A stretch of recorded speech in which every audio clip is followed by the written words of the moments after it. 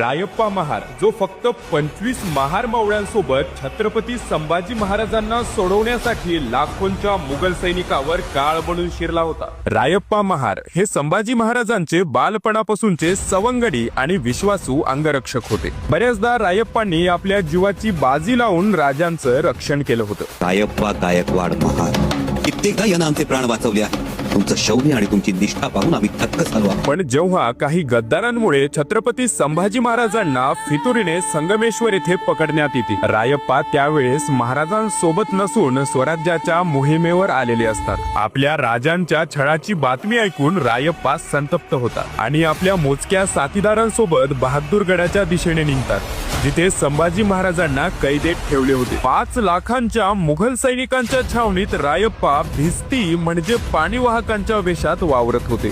एके दुपारी छावणीत गोंधळ सुटला आणि मराठा संभा